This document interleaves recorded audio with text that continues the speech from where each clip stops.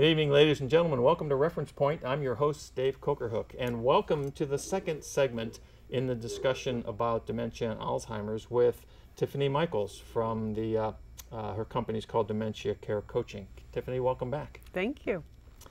So last time we talked a lot about what is this thing called Alzheimer's, what is going on, or dementia, I guess, as a term, and Alzheimer's as a disease, and there were several others that you had mentioned briefly.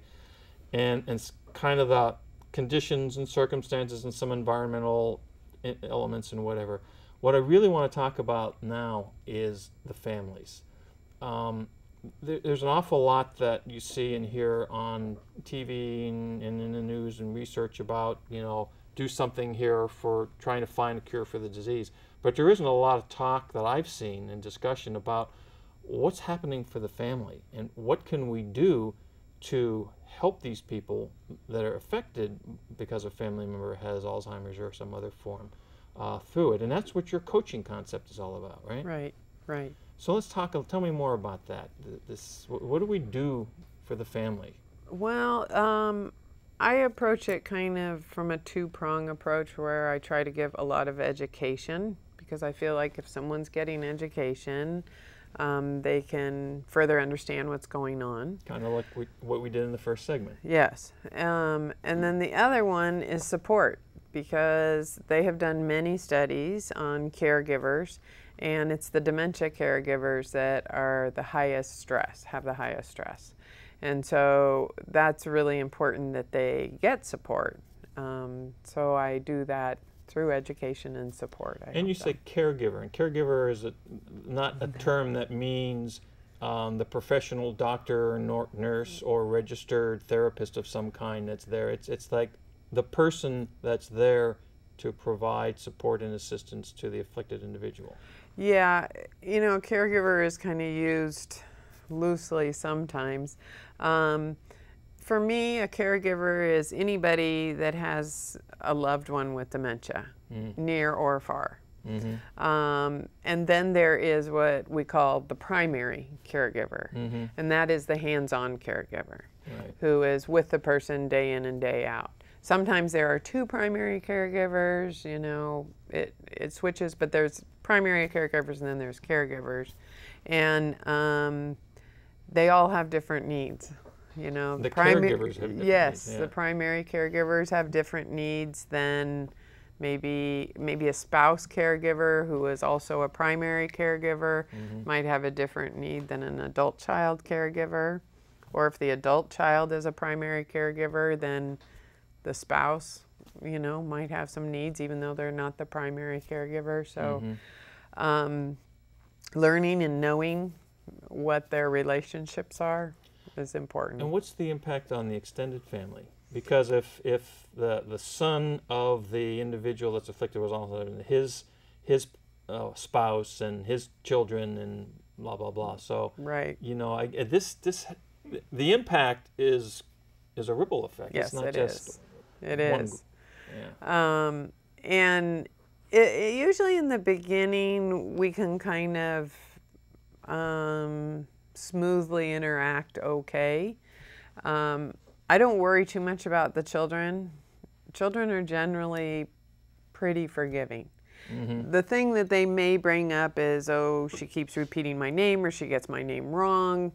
When you say children, you mean age range of? Like 10 and under. They may not understand why a grandparent can't remember their name or something. But it's more, sometimes adult children and sometimes spouses really, really continue to hold on to the fact that, no, I want to still rationalize and reason with this person and explain things to them and get their opinion on things and have them weigh in on their care. And then it gets more difficult depending on where the person with dementia is in the disease process. Sure.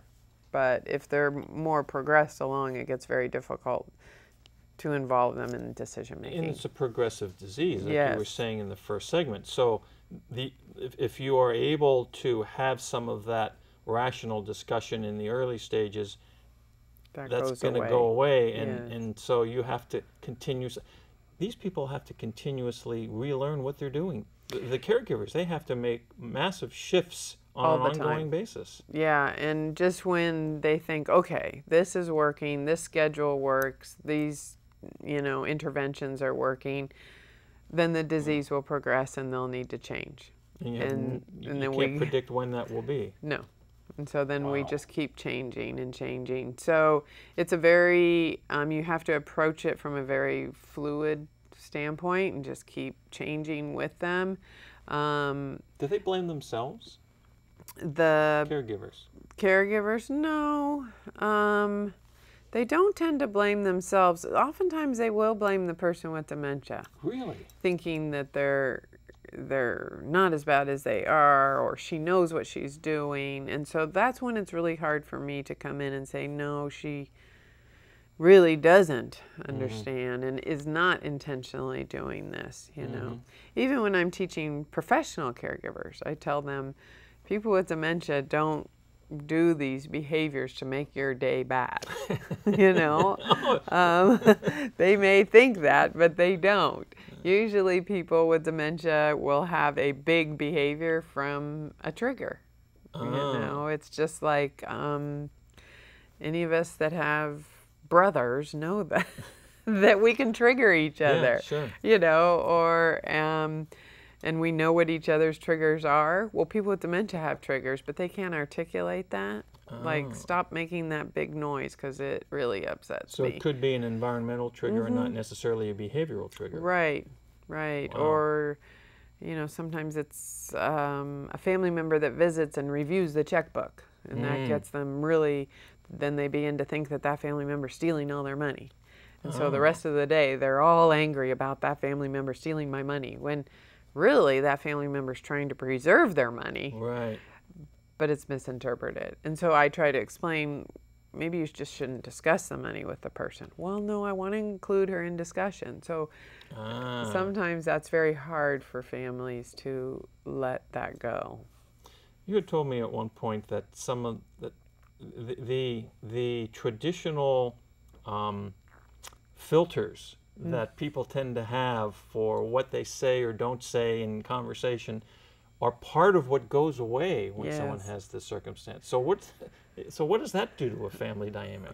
Yeah, that makes it very difficult because they will all of a sudden let you know how they feel about you.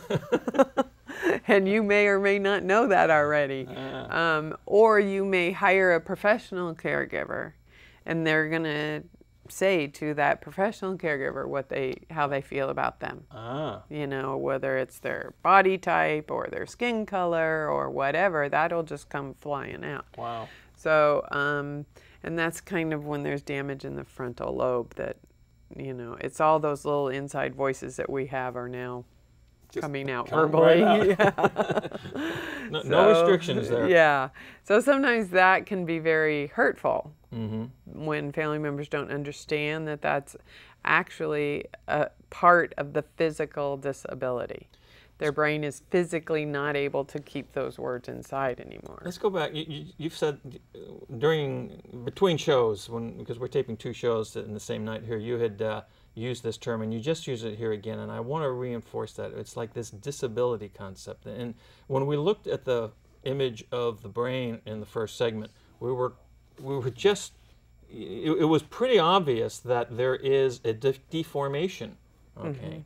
And so this concept of disability is very clear when you look at the picture. But when you're looking at the person, it's not like they have an arm missing so they can't catch the ball. Right. So I can conceptualize how for a caregiver or a family member it's got to be hard to keep that knowledge. Right. You keep wanting to go back to, this is my mom and this is what she has been. This is my spouse or whatever it happens to be. Wow. And besides not always understanding that the brain is physically changing, anatomically it's changing, which everybody I work with gets that picture, because I just say, tuck it away, look at it when you need to. But they're also grieving the loss of the person and the relationship that they used to have. You know, like spouses, they used to discuss things with each other. They made household decisions. They ran the house together. They picked out the new pet together. All sorts of things that you do with your spouse that you don't think about on just a daily basis. And then all of a sudden that slips away little by little by little to the point that you don't discuss family household decisions anymore. You don't even discuss what color rose bush you're going to put in the front yard, because someone with dementia gets to the point where they couldn't even pick out a rose bush. Wow. And so, you know, very simple things like that we don't realize are really sad to lose. Sure. And so they go through a grieving a lot. And so a lot of it is the misunderstanding about what's happening anatomically, and then also grieving the person that they used to have a relationship with. Right. You had mentioned also that there is a little bit, there's clearly a different dynamic between if it's the spouse of someone that's afflicted versus an adult age child. Yes. So let's talk a little bit about that, because you in many circumstances you're going to have both of those involved in the same family. Yeah, and it was interesting because for many years it was mostly adult children that were coming to me. And more recently, I would say over the last 3 years maybe, getting more spouses, a lot of spouses. Oh, interesting. And yeah, the relationship is very, very different. Adult children, they have grown up many years, 50, 60 years, receiving instruction and information from this person, guidance, you know, everything you receive from a parent. And then all of a sudden that relationship flip-flops, and now you need to give that person instruction. Where many adult children are very hesitant to give their parent instruction, even after understanding what's going on with their brain. And so it's so ingrained in them that my parent instructs me. And so it's really hard to try and work with them and get them to see it differently. Yeah. 20, 30, 40, 50 years worth of this is the way I've lived my life, and now I've got to make a shift. I mean, just changing habits, regular habits, like, you know, how do I, whatever it happens to be, you know, the way, whatever your morning routine is, changing that habit is not easy. Okay, so this has got to be extremely difficult. Yes. So what if a family member or an interested party doesn't live anywhere near where the afflicted person is? I mean, can they help? Yeah, I mean, there are a lot of things that can be done, especially with the internet now. There are a lot of caregiving sources on the internet, and I have had distance caregivers do a lot of research for the hands-on caregivers, and then, you know, email information that, whether it needs to be forms to fill out or applying for Medi-Cal or whatever, it can be done from a remote site. Or if it's paying bills for the person with dementia, that does not have to be done by the hands-on caregiver. But the laundry has to be done by the hands-on caregiver. You know, so if somebody many, many miles away or across the world can pay the bills, that's helpful for a hands-on caregiver. And there's a lot of things like that that somebody from a distance can do. Take something off their plate. And they are now actually participating in the care of the person, even though they're far away. Which has got to help them feel like they are contributing, and not, you know, feeling disaffected because they're so far, physically so far away. Right. Interesting. So, how do you decide if, as a caregiver, how do you decide when it's necessary for someone to be in a more formal medical care type structure than in a home structure? Well, first of all, most people with dementia or Alzheimer's disease don't live out their full life in a home, you know, like a private home. it gets to be very, very heavy care, like lifting and things like that, when they can no longer stand. And so then it gets hard for whoever the primary caregiver is to lift them and get them in and out of the shower and in and out of the bed and that sort of thing. And they begin to need to be fed and changed and bathed and everything in bed. Right. So very rarely do we have, people living the entire disease at home. But even around the middle stages, I don't always look at the person with dementia. In fact, I look first at the caregiver. And I have had some people that have been diagnosed, and within 6 months they were moved into professional care because the primary caregiver was just so devastated by the diagnosis and was just like, I just can't do this, and their anxiety level could never drop. And so I said, okay, none of us, I think except for me, said, I want to be a professional dementia caregiver. And so you're kind of put into that spot. Yeah. And if somebody told me at some point that I needed to be a financial analysis or something, I don't know if I could do that. Yeah. That's just not in, and that's kind of what's happening. Right. These people are different, they have different careers, and all of a sudden they're a dementia caregiver. Right. So I always look at the caregiver.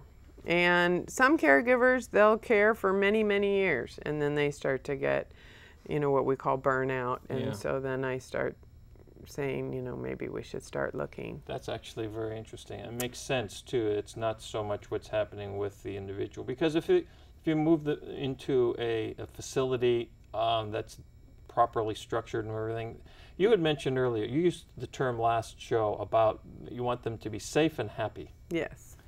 And so that's always the goal. That's the goal. If they're safe and happy at home, then that's good.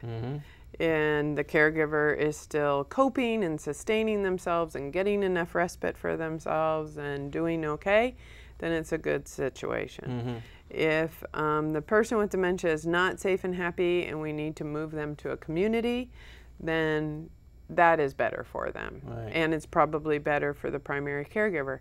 And even if somebody with dementia is living in a community, then I still call the primary caregiver and everybody else a caregiver, because you are providing care for them. You are making sure they are in a good memory community. So you are making sure they're getting care and you're providing that care. When they make that transition, do they tend to distance themselves? The caregivers? Well, they tend to rest better. They have a little bit more downtime usually. And the good part is that I see, and I always point out to people, is when your loved one moves into a community, now they will be cared for by people that are in like 8-hour shifts. Oh, yeah. And every 8 hours they get fresh caregivers, right? Where you're just 24/7, and you just don't get a rest. And you now get to go back to being just their wife or their daughter or their son. You're not their primary caregiver and their son. Right. Or primary caregiver and their wife. And so that's really often very welcome by people once it happens, because they're like, oh yeah, there's these caregivers in the community that are doing all the caregiving stuff, the bathing and the, serving of meals and the laundry. And I come in and I'm the wife. Yeah. And we have some good quality time, and we go sit outside and we go on outings or whatever. And that's often a nice welcome. Very interesting. That's cool. Yeah. So let's tell me, another thing we had discussed earlier is in the form of providing or the caregivers material of some type, something that they can have access to or use to help them better care for their loved one. And you had mentioned something that has to do with the wandering thing. Matter of fact, at the beginning of the show, you were telling me that that's how first it happened for you, when your grandfather was just, he got lost. He wandered off somewhere. Right. And you said there's something that you've put together that can actually help a family to diminish the potential for something like that actually happening. Tell me a little bit about what it does and what it is. Well, wandering is something that most people with Alzheimer's do at some point in the disease process. It's something like 76% of them for Alzheimer's disease. And it's very scary. Wandering is not going for a walk. Wandering is a behavior. It's something that just overcomes a person. They might be anxious or they might be agitated and they just take off, and they can move great distances very quickly. Very quickly. And often families will say to me, oh, my loved one shuffles. Well, they may shuffle when they're normally walking, but when they're wandering, they take big steps and move quickly. Wow. It's a different thing. It's a behavior. It's just like they may not normally be combative, but when they're combative, they're swinging. So it's different. So I always try to tell people, be careful with wandering, and people don't quite get it. So I created an iPhone app. It's not like they're just getting lost, forgetting how to get back to your house. Well, it's partially that, but it's also trying to get away sometimes from a circumstance, or trying to find a circumstance, like find a loved one, or do a repetitive behavior that you've done all your life. Get on the subway and go to work. Right. When you're not doing that anymore. And so you go looking for the subway and you never find it. So sometimes something like that will trigger it, and then they get out there and everything becomes unfamiliar. So they just keep going and going and going until they can't go anymore. Because they're still looking for it. Right. And they're driven to go try to find whatever it is that... Yeah. Wow. So we created an iPhone app that will tell you how to do some preventative things in your home or in your yard and in your neighborhood. And then also how to load in a profile now while you're calm, with, height and weight and pictures and that sort of thing. And you load the profile in, and then if they do get lost, you can just download that profile to the police department. And then you immediately have 15 police cars with the information looking for them. So what are some of the things that people can do to inhibit the wandering possibility? Well, like things that are really pretty simple, like put a big black square in front of your front door on the floor, a big black mat. On the outside or the inside? On the inside. On the inside. Because people with dementia, they have trouble with their vision, so they see that as a hole. And they won't step on it. You mentioned earlier, depth perception is something which is why some of the patterns cause problems. Right. So if it's like 2 feet deep and then as wide as the door, and that's like very simple to do, Wow. So ideas like that will keep somebody away from a door, or at least hesitation enough for us to realize, oh, they're standing near the mat. Using stop signs, that's a universal sign that we all know, and putting that on a door. Changing pathways in gardens. That's part of, you mentioned earlier, long-term memory. It's been there forever. We've been seeing the stop sign, so we know that that's supposed to mean something. Right. So we use things that we know about the disease. So we use their long-term memory, which is a stop sign, and we use their vision deficit, which is the hole, just to make it a little more passive so they don't want to go those places. Got it. Without restraining them physically. And same type of tricks in the garden. And very cool. Yeah. Congratulations on that. That's wonderful. Thank you. You'll find it on the App Store. So we don't have very much time left. So I wanted to kind of circle back and get from you any other key thoughts regarding the family circumstance and what someone who thinks maybe that they have a loved one that may have a problem or is working through the fact that they do have a problem. What do we tell them? What do you want to convey to them at this stage? Right now I'm trying to encourage people to get out and get a proper diagnosis. The person that does that is the neurologist. He's our brain guy, or neuropsychiatrist. Get a proper diagnosis, know what you're working with.